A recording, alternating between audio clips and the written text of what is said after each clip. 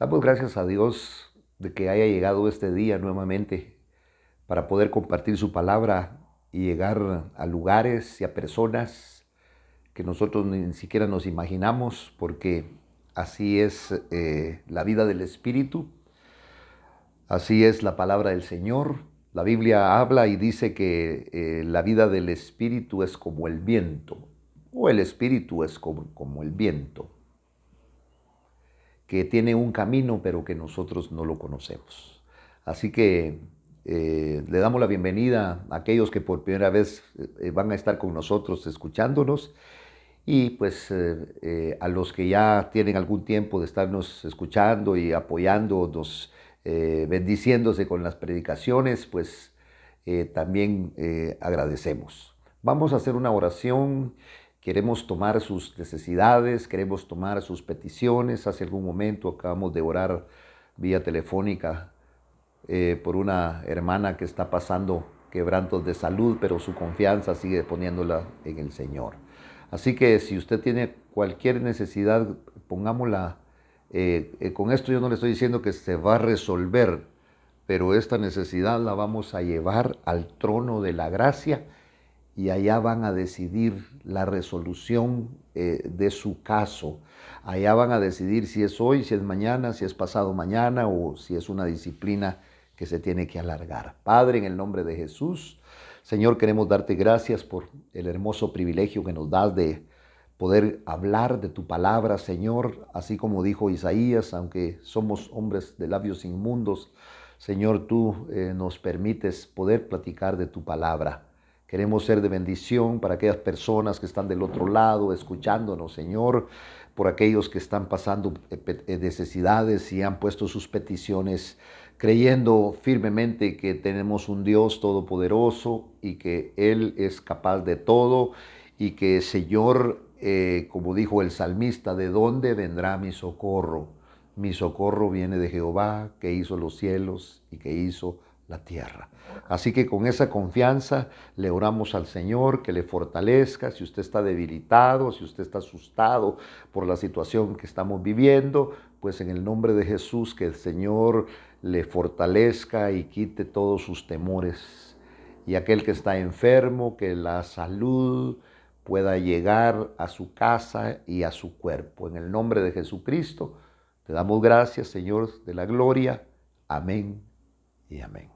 Quiero platicar con usted sobre un pasaje muy interesante que está en el capítulo número 17 del libro de Éxodo. Usted sabe que el pueblo de Israel fue llevado por Moisés hacia la tierra prometida, pero el Señor escogió el desierto para llevarlos por ahí, porque a través del desierto el Señor les iba a mostrar grandes prodigios, pero también el desierto iba a servir como para corregir y que se evidenciara qué había en la vida, en el ser, en el cuerpo, en el alma, en el pensamiento de cada uno de aquellos que salieron de Egipto victoriando a Moisés, alabando el nombre del Señor. Usted sabe que la travesía duró 40 años para que ellos entraran, incursionaran a la tierra de Canaán, y en esos 40 años Dios dice que a propósito, en Deuteronomio capítulo número 8, que el Señor permitió que pasaran 40 años, porque 40 significa número de disciplina, número de prueba y disciplina, y en el desierto el Señor los iba a disciplinar. No hay como el desierto para que brote lo que nosotros muchas veces tenemos en nuestro corazón, porque muchas veces nosotros nos creemos grandes cristianos, entre comillas. No hay grandes cristianos, solamente hay un Dios grande que fortalece a lo débil y menospreciado del mundo. En cualquier momento podemos debilitarnos. Que nuestra fuerza, que no vivamos conforme a nuestros pensamientos, a nuestra carne y a nuestra naturaleza, sino que vivamos a expensas de lo que Dios nos da.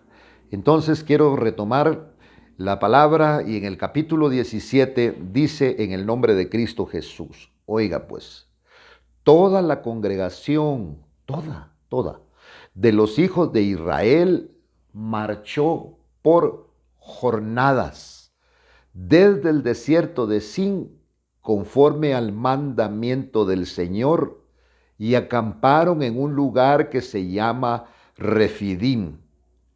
Pero aquí ponga usted atención a esto. Y no había agua para que el pueblo bebiera.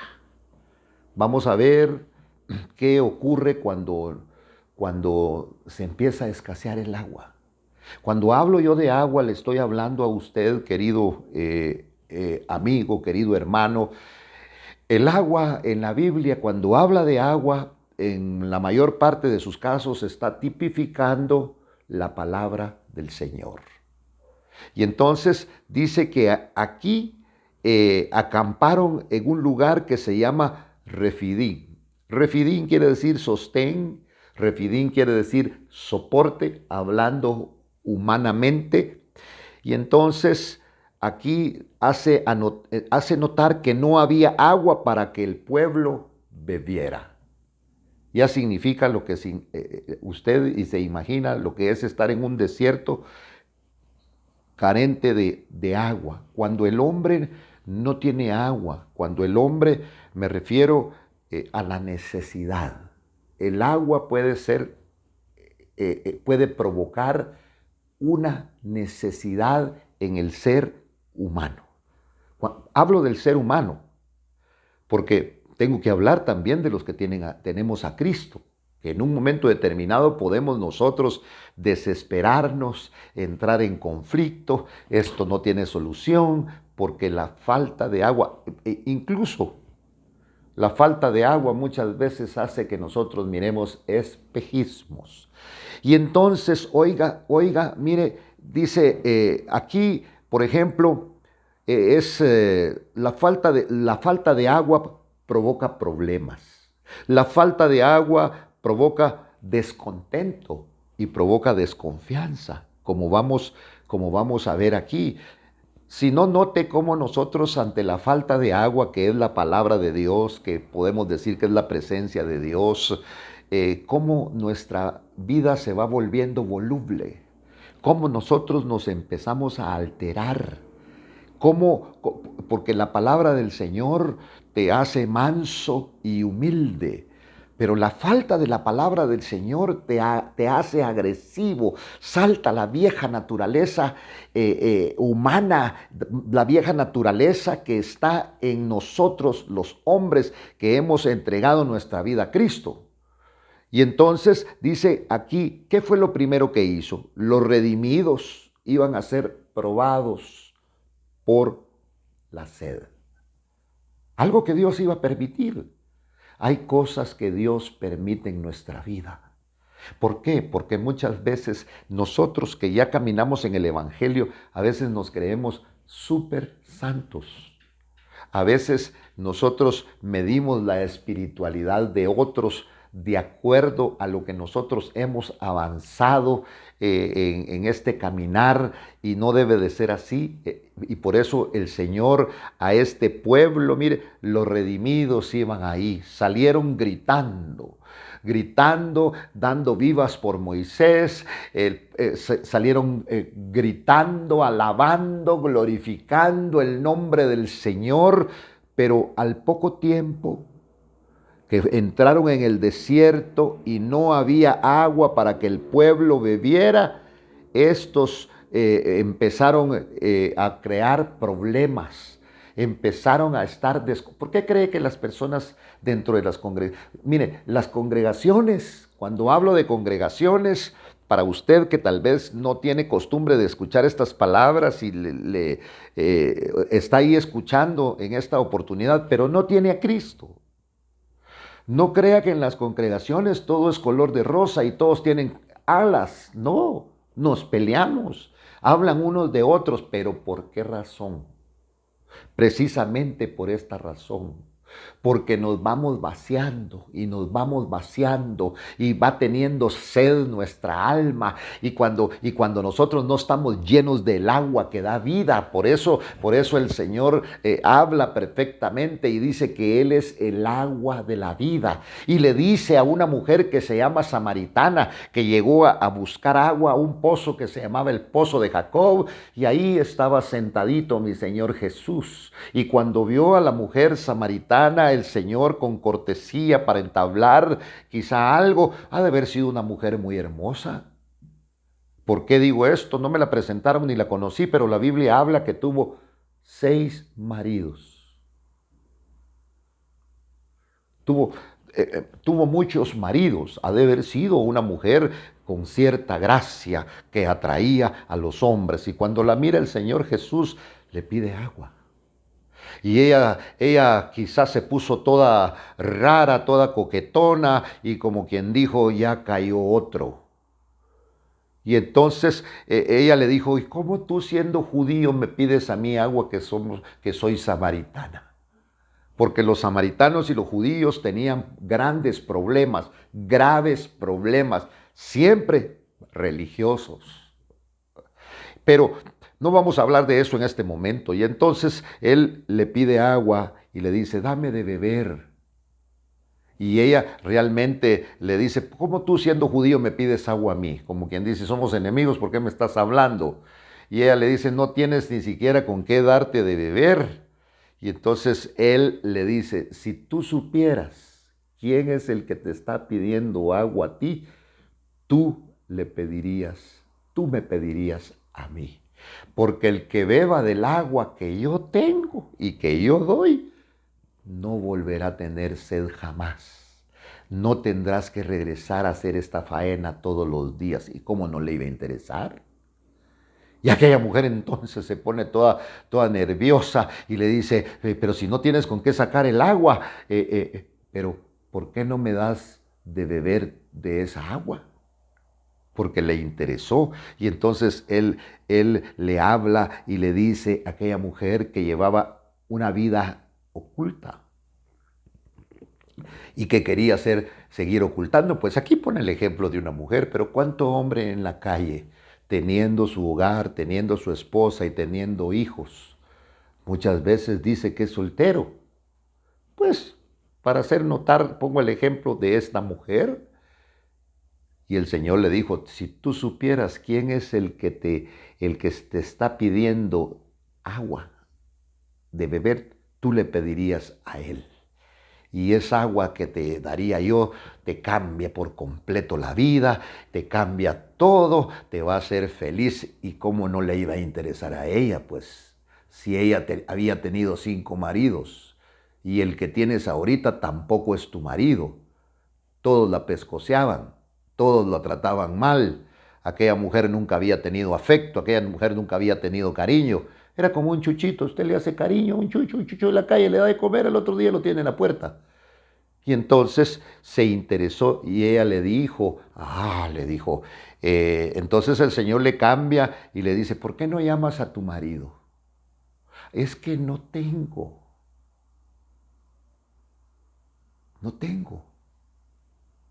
Bien has dicho, porque 5 maridos has tenido y el que tienes ahorita tampoco es tu marido. Le descubrió su situación. Usted que me está escuchando, amigo, usted que me está escuchando, hermano, Dios sabe cómo vive usted. Dios sabe qué clase de cristiano es usted. Dios, el Evangelio no es un equipo de fútbol. No, hoy no voy porque no me van a poner o no tenemos partido. No. No es así. Dios conoce toda tu vida, pero el Señor no vino a acusarte, no vino a señalarte que está bueno que te pase eso, no. Vino a salvarte y vino a rescatarte. Cuando el Señor le habló con aquella dulzura, aquella mujer que se conoce en la Biblia como la mujer samaritana, aquella mujer samaritana empezó a hablar de teología y le dijo, me parece que tú eres profeta. Le dijo, conocía de los profetas, conocía que esos profetas decían la verdad de parte del Señor. Y entonces ella le dijo, es que yo estoy confundida, porque todos dicen que tienen la verdad. Y los judíos dicen que se adora en este monte y nosotros adoramos en el monte Gerizim. Pues el Señor le dijo, pues ni en aquel monte ni en este monte se adorará, sino los verdaderos adoradores adorarán en espíritu y en verdad. Y aquella mujer se empezó a fascinar por todo aquello que el Señor le estaba diciendo, porque le estaba diciendo la verdad, porque le estaba diciendo su vida. Y corrió a decirles a la gente que había un hombre que parecía que era profeta. Y aquellos hombres, mire de qué manera lo ha de haber dicho, y lloraba. Aquella mujer gritaba de alegría, porque cuando uno conoce al Señor Jesucristo y entra en su vida, y uno que está sucio y el Señor lo limpia, uno no puede dejar de alabar y de glorificar el nombre del Señor. Por eso es que muchos, mire, se necesita tener un encuentro personal con el Señor. Lo que la Biblia habla, y habla del nuevo nacimiento. Se necesita nacer de nuevo, se necesita nacer del agua, se necesita nacer del Espíritu, porque entonces te envuelve no la religión, no el fanatismo, sino que te envuelve la presencia del Dios del cielo, y lo alabas y lo glorificas y te fortalece. Y es lo que puede hacer ahora el Señor con tu vida, cambiarla. Tú, si necesitas un cambio de vida, mire, he conocido mucha gente que se va al norte, que se va a Europa, que se va a Australia, que se va en busca de trabajos porque tal vez haya cambio mi vida. Y he encontrado cristianos que se han ido al norte de América, y allá hay hombres, se fueron sin Cristo y allá empezaron a llevar una vida disoluta, se volvieron más borrachos, se volvieron más drogadictos, y cuando estaban en la miseria, ¿sabe quién llegó? Jesucristo, y cambió su vida. Estos no se fueron a buscar a Cristo, estos se fueron a buscar el sueño americano, estos se fueron a buscar el dorado, estos se fueron a buscar lo económico, porque creyeron que lo económico arreglaba sus vidas. No, el que arregla tu vida se llama Jesucristo. Él es el mismo de ayer, de hoy, por los siglos de los siglos. Seguirá arreglando la vida de aquellos que están necesitados, pero el orgullo del hombre no deja. Hay una gran barrera. El hombre dice, no tengo necesidad. El hombre dice, están locos, esos están chiflados, los aleluyas, así como nos llaman. Dice que estamos locos. Mire, yo antes estaba loco. Pasaba horas de horas sentado en una cantina, en el mismo banco, y llorando, gastándome mi dinero que me iba a hacer daño, fumando para seguir haciendo daño a los pulmones. ¿Sabía usted que más que esta pandemia, sabe quién es el que mata? ¿Sabe quién provoca más muertes en todo el mundo? ¿Sabe quién? El tabaco, el alcohol. Y nuestras autoridades lo saben. ¿Y qué es lo que hacen nuestras autoridades? Sacan una cintita así que los ciegos como yo no la podemos leer, pero en esa cintita dice, se prohíbe el consumo de este producto porque es dañino para la salud. Y entonces, ¿por qué dejan que lo expendan? Y ahí llegan nuestros jóvenes, ahí llegan los niños, ahí llegan los adolescentes, 15, 16 años, a comprar todo esto que ahora te lo dan en las tiendas. Y entonces uno de ellos era yo. Sí, mucha gente tiene el recuerdo de un futbolista, pero conoció una imagen. El hombre es muy especial para manifestar una imagen. El hombre es muy especial para manifestar lo que no es. Y en un tiempo yo manifesté lo que no era, hasta que Cristo Jesús me encontró y me hizo el favor de aceptarme, y me está haciendo el favor de cambiar mi vida. Porque necesito muchos cambios todavía. Todavía hay cosas feas que se mueven en mi persona, pero tengo la esperanza que un día el Señor me perfeccionará. Porque no es un seminario el que te perfecciona, No es un retiro el que te perfecciona. El que te perfecciona se llama Jesucristo a través del Espíritu Santo. Dice la palabra que aquel que empezó la buena obra la perfeccionará. Porque le cuento algo. 95 centavos no es un quetzal. 95 centavos de dólar no es un dólar, son 95 centavos. Pero lo que te falte para hacer un dólar, lo que te falte para hacer un quetzal, lo que te falte para hacer un peso, ¿sabes qué, no? ¿Qué va a pasar ahí? El Señor lo va a arreglar. Por eso la Biblia dice aquí que el que empezó la buena obra en vosotros, en usted, en mí, la va a perfeccionar. Te va a quitar lo bravito, te va a quitar lo mujeriego, te va a quitar lo coqueta, te va a quitar que te gusta tener varios maridos, te va a quitar todo eso. Pero esa es la vergüenza que muchas veces nosotros tenemos. ¿Por qué? Porque queremos llegar inmaculados a cierto lugar y que nos miren. No, el Evangelio no es para los santos. Los santos están allá con el Señor en el cielo. El Evangelio es para cambiar a gente como usted, a gente como yo, a gente como esta. Salieron glorificando el nombre del Señor y a Moisés, ya me imagino usted que cómo se le acercaban a Moisés y cuántos le pondrían Moisés a sus hijos en memoria de este caudillo, en memoria de este Salvador, en memoria de este libertador, pero al poquito tiempo lo querían matar. Así es, así es. Ah, pero hoy los grandes líderes queremos ser carismáticos. Hoy los grandes líderes queremos que nos besen la mano. Hoy los grandes líderes tenemos temor hasta, no, que no se me acerque. Pero ni el Señor Jesús hizo esas cosas. Y entonces dice aquí que toda la congregación de los hijos de Israel marchó por jornadas desde el desierto de Sin, conforme a la palabra, conforme al mandamiento, mire, del Señor, y acamparon en este lugar que se llama Refidim, y no había agua para que el pueblo bebiera. El mismo pueblo que alababa al Señor, a Moisés, el mismo pueblo que muchas veces, mire, le puso a sus hijos Moisés, escuche, entonces el pueblo, ¿con quién se puso a pelear? ¿Con quién contendió? Con Moisés. Ahí estaba Moisés. Porque ahí estaba y mire, y le dijeron, danos agua para beber, como que si Moisés tenía una obligación. Todos ellos iban voluntariamente. Se olvidaron que un día dijeron, mejor preferimos morir en el desierto que morir aquí en Egipto, así que vámonos.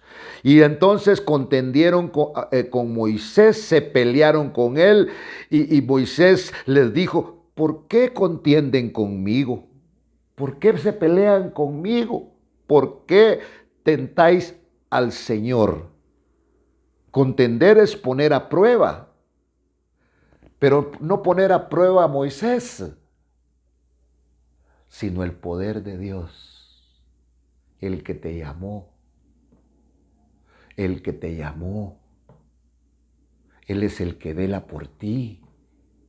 Por eso es que nosotros tenemos que pedir, métete a tu cuarto, dice, y ahí pedile al que puede resolver. ¿Por qué les pides a los hombres? Si los hombres van a hacer la voluntad de Dios, van a hacer lo que Dios quiera.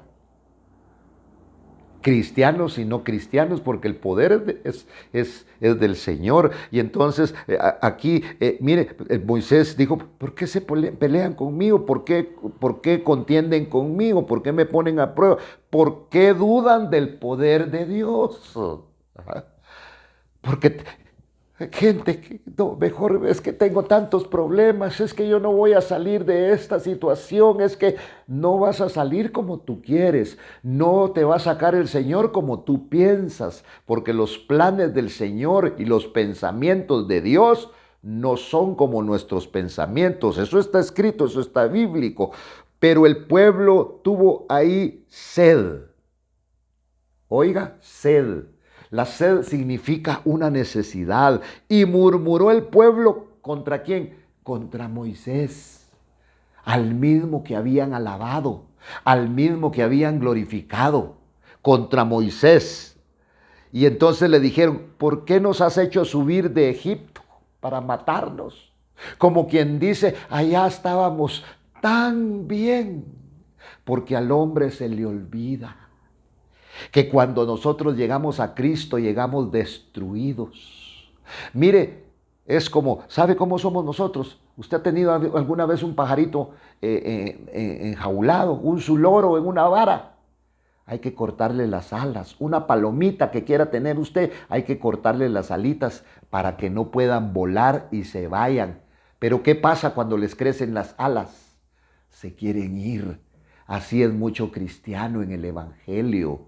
Ah, cuánto cristiano que hablan. Sí, es que cuando yo tuve privilegio, no saben lo que es tener un privilegio. Un privilegio es algo que usted no se merece, sino, mire, ¿qué es lo que hay dentro del Evangelio? Ladrones, prostitutas, adúlteros, drogadictos, alcohólicos, matones. Y eso erais vosotros en otro tiempo, pero gracias a Cristo ha cambiado nuestra vida. Y entonces la gente cuando tuvo sed murmuró el pueblo contra Moisés y dijo, ¿por qué nos has hecho subir de Egipto para matarnos de sed a nosotros, a nuestros hijos y a nuestros ganados? Oiga, le echaron la culpa a Moisés cuando ellos ya no aguantaban. Cuando muchas veces yo quise realmente, mire, llegó un momento, solo porque soy un cobarde no me quité la vida, pero pensamientos de quitármela hubieron. Y entonces, como le digo, ahí está el hombre buscando de echarle la culpa, los hijos a los padres a a la otra generación, pero a eso vino Cristo. Por eso la palabra dice, si alguno está en Cristo, nueva criatura es, las cosas viejas pasaron, porque aquí Dios las hace nuevas todas. Y dice eso, la palabra del Señor, una nueva vida. Porque, mire, salieron de Egipto y ahí iban en el desierto. Pero ¿sabe qué es lo que pasa con esta gente? Que Egipto no había salido de su corazón. Entonces Dios los llevó por un desierto. Dios permite que Dios permite que Dios nos mete, que pasemos por un desierto, porque ahí va a salir lo que nosotros tenemos adentro. Ahí va a flotar, ahí va a salir lo que verdaderamente nosotros somos. No hay como la prueba, no hay como la necesidad, como para saber de qué pasta estamos hechos. Por eso ahí estaba el pueblo diciendo, nos sacaron de Egipto para hacernos morir en este desierto. No los estaban matando con los trabajos forzados, no era vida la que tenían. El pueblo murmuró y entonces por eso dice que el pueblo tuvo ahí sed y murmuró el pueblo contra Moisés y dijo, ¿por qué nos has hecho subir de Egipto para matarnos de sed a nosotros, a nuestros hijos y a nuestros ganados? Y Moisés tenía todo el peso de aquel pueblo. Y entonces oiga a este hombre, cuando uno ya no sabe qué hacer, ¿sabe a dónde fue Moisés? No fue a un banco, fue a la presencia del Señor. Si alguien puede resolver tu problema, si alguien puede resolver lo que estás pasando, si alguien puede resolver lo que estás viviendo, es el Señor. ¿Por qué no vas a la presencia de Dios? Ve a la presencia de Dios. Un pastor Un siervo te puede aconsejar y probablemente te aconseje bien, pero el que mejor te puede aconsejar es el Señor. ¿Por qué no vas a la presencia de Dios? Entra a tu aposento, busca un lugarcito, ándate a la esquina y dile, Señor, ¿qué hago? Ya no aguanto. Y Dios te dará la respuesta. Gracias, Señor, en el nombre de Jesús, y bendecimos a todo este pueblo que nos ha escuchado en este día. Gracias, Padre, en el nombre de Jesucristo. Amén y amén.